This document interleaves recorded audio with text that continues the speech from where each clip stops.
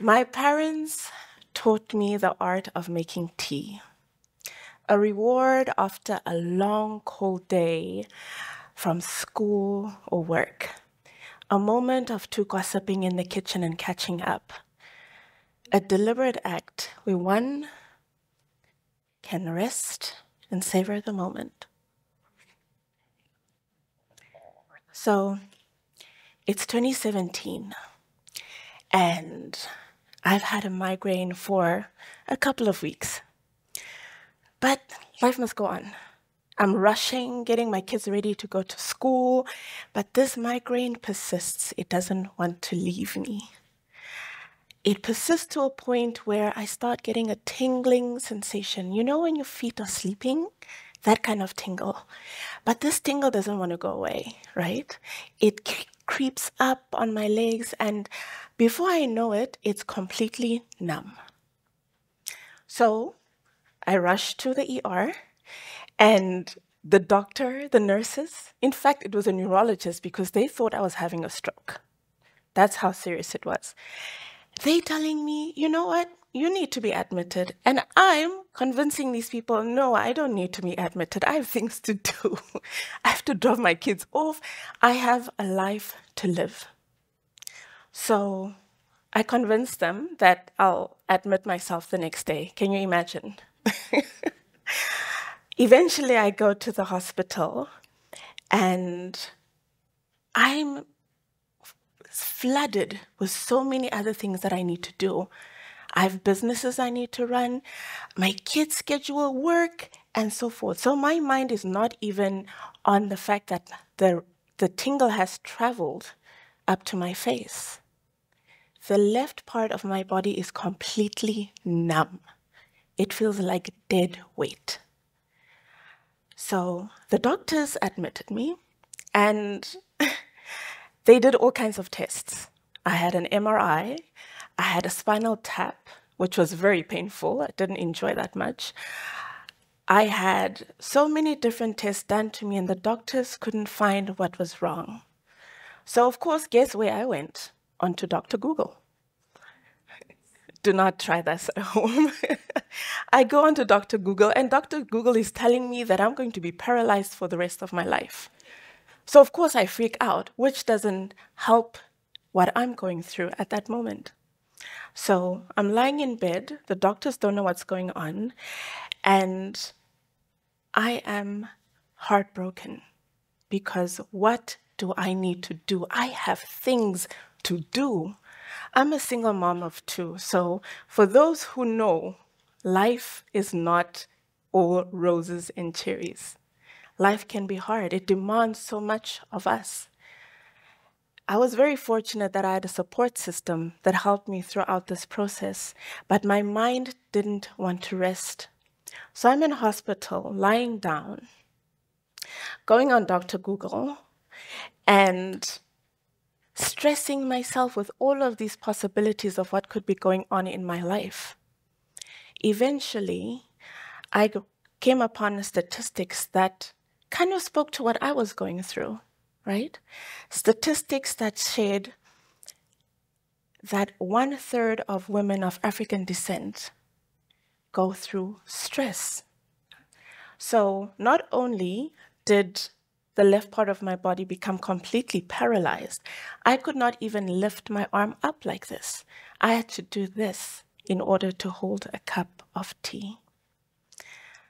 So one day I go into the shower, also non-advisable, and I wash my hair. Do not wash your hair in a hospital shower. So my body is going through all of these motions and aches and pains and dysregulation. And on top of that, my hair falls out in clumps, not in bits and pieces, but handfuls of hair fall out. So for those who know me, you know that hair is my thing. I love my hair. I've built a business on hair. I've taught others how to fall in love with their hair and their skin. So imagine, how am I going to sell products when I don't have hair? So not only was I paralyzed, and my hair was falling out in clumps. I was hit with a combo of 2-in-1 special. And eventually I sat down and I realized that all of these components that I was experiencing was due to stress. How many of us have been stressed? Show of hands. Those whose hands are not up, please tell me. How many of us have realized that you are experiencing stress? Sometimes stress shows up in headache. It shows up in hair loss. And we're going to find products to solve the problem. So what I want to do today is teach you how to make a cup of tea. Because a cup of tea has taught me so many different things. It has taught me the art of slowing down. It has taught me, because you can't rush a cup of tea. Have you ever tried? Like, this water is very hot. You can't drink a cup of tea very quickly. You have to savor it. So eventually, I get home. My movement has slowly come back, but I'm still struggling to walk. And for those who know me, I love dancing, so I was determined to walk. I had to get back on my feet. I had to show up for my children once again. So I get home, and guess what I did? I made a cup of tea. Because in that cup of tea, it taught me the art of mindfulness, the art of the art of intentional living. Like I said, you cannot rush a cup of tea. So you've heard previously that I do the most. And because of that, I've taken on the strong woman persona, right? You don't stop. You just keep going and going and going. And I think a lot of us suffer from that syndrome. We just keep going, even when our body tells us to slow down.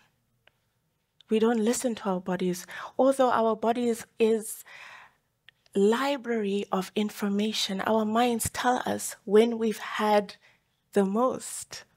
How many of us know how to rest? 1, 2, 3, 4, 5. Rest is not just sleep. Rest is an active choice in slowing down. How many of us sleep and our phones are open and we go through on Instagram and scroll, and your mind does not rest?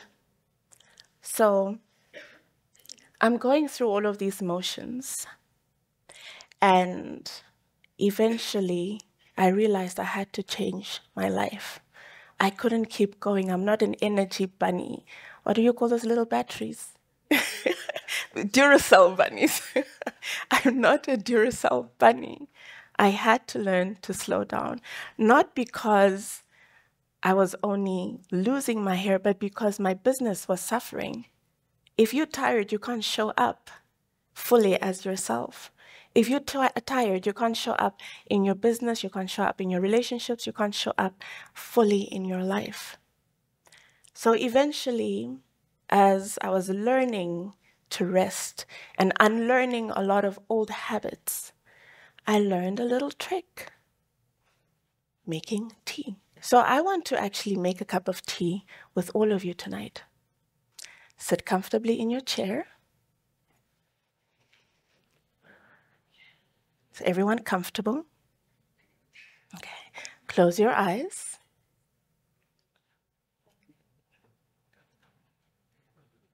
Okay. Unclench your jaw. Relax your shoulders. Oh, I can see some stiff shoulders here. And take a deep breath in with your nose, out with your mouth. In with your nose, out with your mouth. Doesn't that feel good? Welcome back.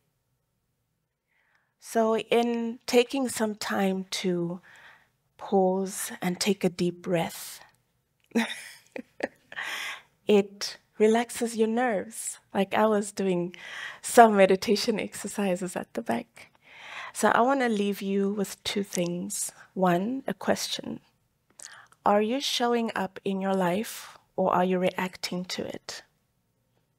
And then finally, a beautiful rendition by Nicola Jane Hobbs that I do not want to mess up. So, I do not want to be remembered as a woman who was always exhausted.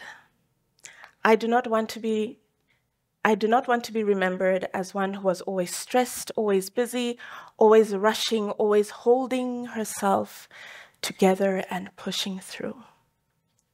I would like to be remembered as a relaxed woman, a compassionate woman, a curious, joyful, pleasure-loving woman, a woman who works hard and rests deeply, who loves fiercely and lives peacefully, a woman who knows her worth and her power, who accepts her imperfections and her vulnerabilities, who embraces her limitations and her possibilities, a woman who laughs and cries and aches and loves, and is enchanted by the mess and magic of this beautiful, shimmering life. Thank you.